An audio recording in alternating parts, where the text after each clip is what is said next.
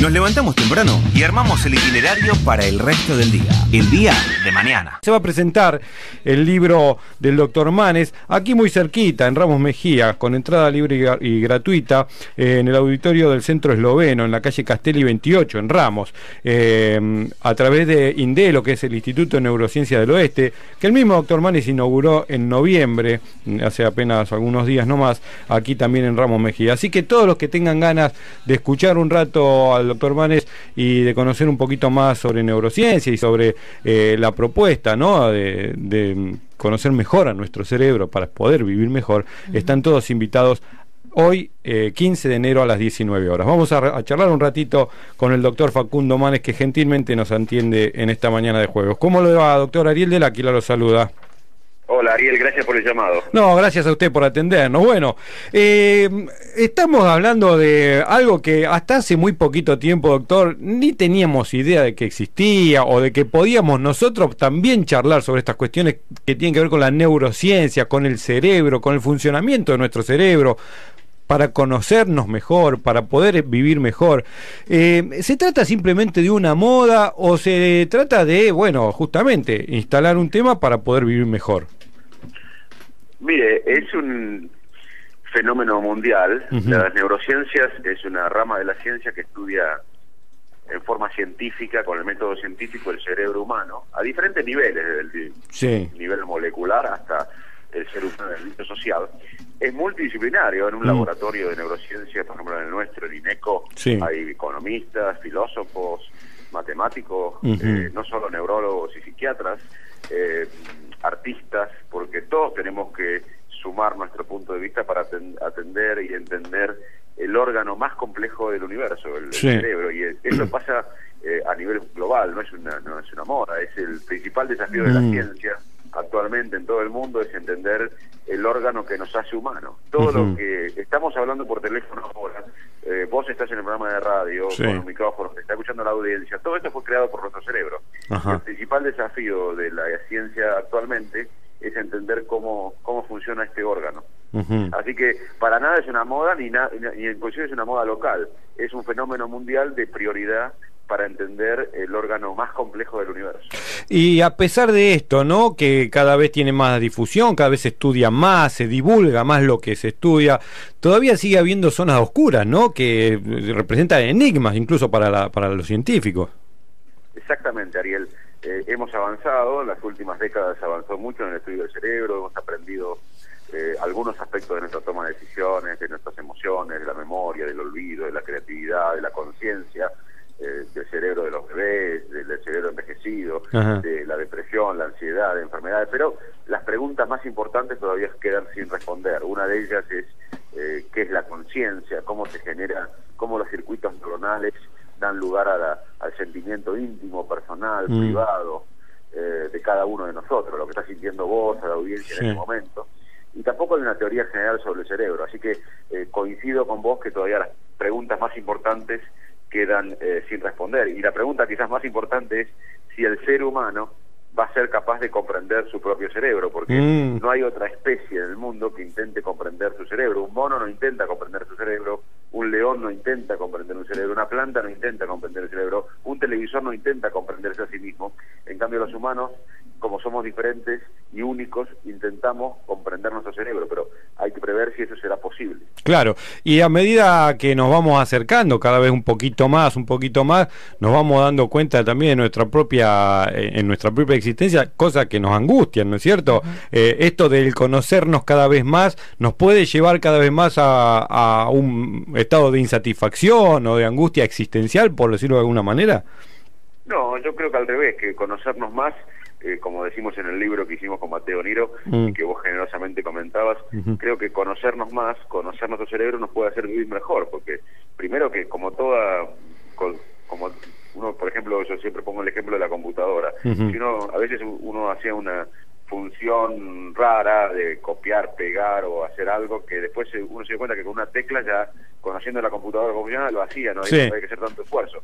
Y bueno, esto pasa lo mismo, si uno conoce algunos aspectos, por ejemplo, que los seres humanos de la manera que pensamos va a influir en la manera que nos sentimos, y yo pienso ahora que este reportaje a vos no te está gustando y que te estás defraudando de haberme llamado, yo me voy a sentir mal. Si yo pienso que este reportaje te está encantando y que estás contento, yo me voy a sentir bien, y la verdad es que yo no sé qué pensás vos. Entonces, de la manera que yo pienso, voy a sentirme, y muchas veces la gente tiene pensamientos tóxicos, pensamientos negativos que inciden en el ánimo, de la manera que lo sentimos, y eso claramente hoy se puede intentar modificar. Este es un ejemplo nada más de cómo conocer nuestra mente nos puede hacer vivir mejor. O sea, si ya sabemos que la realidad la crea el cerebro, y que uno no puede crear la realidad muchas veces de lo que pasa, pero así como reacciona frente a esa realidad, y que de la manera que pensamos y la manera que sentimos, ahí ya tenemos claramente una vía para intentar sentirnos mejor y modificar los pensamientos tóxicos y negativos. Este es un ejemplo nada más de cómo conocernos nos puede llevar a vivir mejor.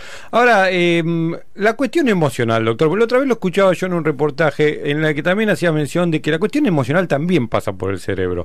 Nosotros vivimos engañados toda la vida, nosotros creíamos que la cuestión emocional pasaba por el corazón, ¿no? Y ahora resulta que viene uno y nos dice... de las emociones. ¿Cómo es eso? Las pasiones, las emociones humanas se generan en el cerebro, y el corazón es la víctima de esas emociones, de esos sentimientos. Por ejemplo, hoy sabemos que la ansiedad, que es un fenómeno que es normal, pero también puede ser patológico, cuando esa ansiedad no deja vivir, uno tiene miedo a todos.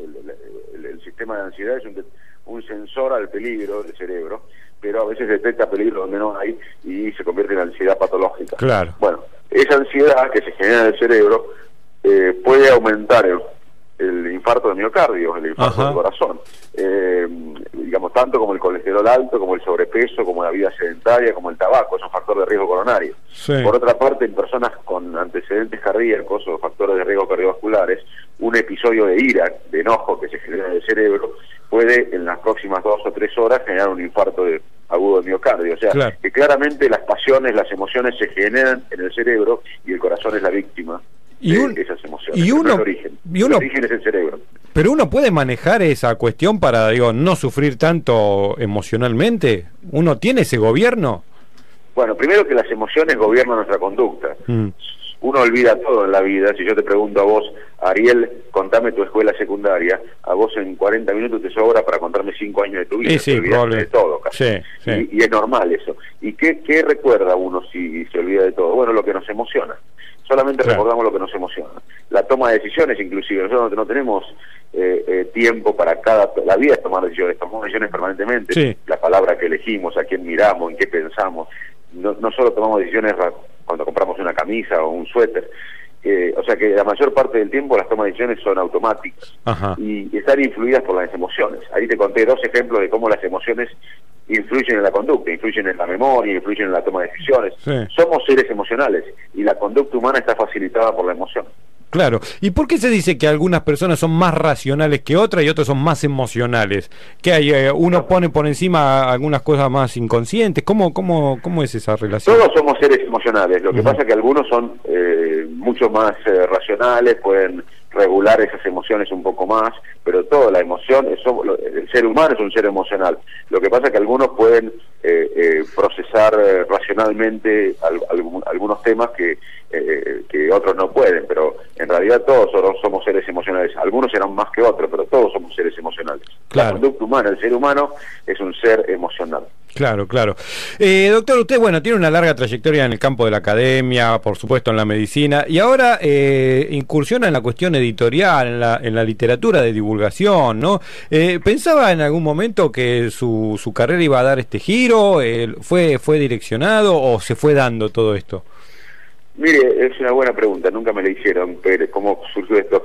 El tema es que cuando yo regresé a la Argentina, después de estar unos años en Estados Unidos y en Inglaterra, en el 2001, el escenario era, yo esto, neurociencias cognitivas en Estados Unidos, en Inglaterra, en humanos, cómo los seres humanos tomamos decisiones, cómo creamos, cómo nos emocionamos, la memoria, el olvido, el lenguaje, y cuando llegué a Argentina había 2 escenarios acá, estaban los neurólogos y psiquiatras clásicos, que es excelente, que este país tiene una gran trayectoria en neurología y psiquiatría, que estudiaban, que veían pacientes con dolor de cabeza, con Parkinson, con accidente vascular, y por otro lado estaba el psicoanálisis, pero no existía un laboratorio que investigara los procesos mentales en humanos. Había en laboratorios del CONICET que estudiaban la memoria en ratas o ciertas respuestas en animalitos, sí. Pero en humanos no había. Entonces mi idea fue generar el primer laboratorio multidisciplinario para estudiar la mente humana en forma científica, con los límites que esto tiene, pero hacerlo, como lo había aprendido en Estados Unidos y Inglaterra. Sí. Y como esto es un tema que nos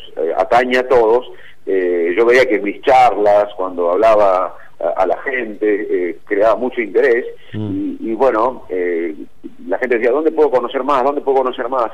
Y en realidad lo que estaban preguntando es, ¿dónde está tu libro? Porque yo recomendaba lecturas, pero ¿dónde está tu libro? Y bueno, con los años varios medios nacionales me pidieron que escriba columnas sobre memoria, olvido, emoción, toma de decisiones y demás, hasta que apareció el libro. Hace un año decidimos publicarlo, y como yo creo que la ciencia no tiene que ser reduccionista y tiene que tender puentes con otras disciplinas, lo escribí con un amigo mío, Mateo Niro, que es licenciado en letras, porque muchas veces las ciencias no se permite la ambigüedad que se permite la literatura o el arte, ¿no? Sí. Muchas veces el cerebro humano pregunta con la ciencia y responde con el arte, y las dos son creaciones del cerebro. Claro. Y este libro ha tenido un éxito tremendo, sí.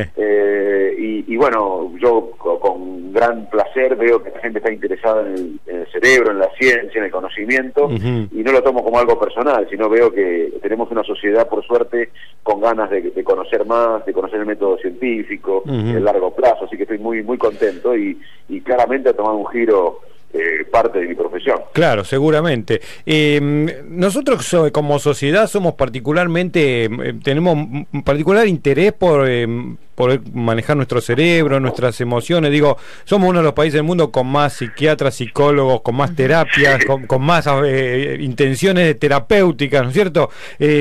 ¿Por qué será que nos pasa esto, doctor? ¿Qué cree? ¿Que como sociedad estamos necesitando conocernos mejor o estamos atravesando patológicamente un estado de crisis? También una buena pregunta, Ariel. Mira, yo al principio veía que el interés en la neurociencia era nulo, porque no existía en Argentina en el 2001 o 2000 esta área, pero sí era muy popular el psicoanálisis, y la cantidad de psicólogos que hay en este país. Y bueno, y también ahora veo el interés que despiertan las neurociencias, y bueno, que claramente todas las sociedades tienen sesgos de conducta, y yo también ahora estoy interesado en entender el cerebro argentino. ¿Qué nos pasa como sociedad, no? Tenemos tantos talentos individuales, pero nos cuesta trabajar en equipo, estamos obsesionados con el pasado, que es importante, pero no estamos obsesionados tanto con el futuro. O sea que quizás mi próximo libro tenga que ver con eso, con el cerebro argentino, sobre cómo funcionamos colectivamente los argentinos. Pero bueno, lo estoy pensando. La verdad que es interesante. Si este fue un éxito, el que viene me imagino que va a ser tremendo. Sí, tengo ganas de escribir ese libro. Estamos charlando con la editorial, con Mateo Niro, para ver si nos ponemos a desmenuzar 3 o 4 conductas que nadie duda, que en general como sociedad tenemos los argentinos. Y yo coincido que va a ser de mucho interés. ¿Cuáles son las principales preguntas que le hace el auditorio en el que usted se presenta con el libro? ¿Por dónde va la inquietud en común de la gente? ¿Hay algo que es característico, que siempre surge en estas charlas?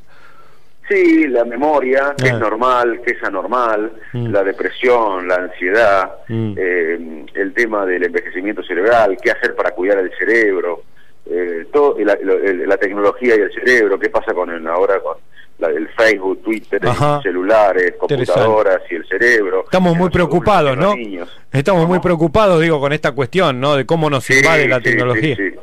El estrés también. Claramente son muchísimas las preguntas que surgen en las charlas, y la gente está muy interesada porque todo esto afecta la calidad de vida de uno. Estamos hablando de nuestra conducta, de nuestro día a día. Así que bueno, la verdad que me siento muy contento de poder ser una de las herramientas para que la sociedad conozca más este tema apasionante y tan importante, ¿no? Bueno, entonces invitamos hoy a la gente, doctor Manes, para que se acerque allí a Ramos Mejía y comparta este lindo rato que, bueno, usted lo hace de maravillas, y la verdad que estos temas para nosotros que son bastante inabordables, ¿no? Tener a alguien que lo haga tan cercano y tan comprensible, la verdad que nos causa muchísima alegría y placer. Así que bueno, invitamos a la gente. El agradecido soy yo, Ariel, a la gente de Ramos Mejía, de La Matanza, porque me permitieron también con nuestro equipo intentar crear este centro para rehabilitar a personas con problemas neurológicos.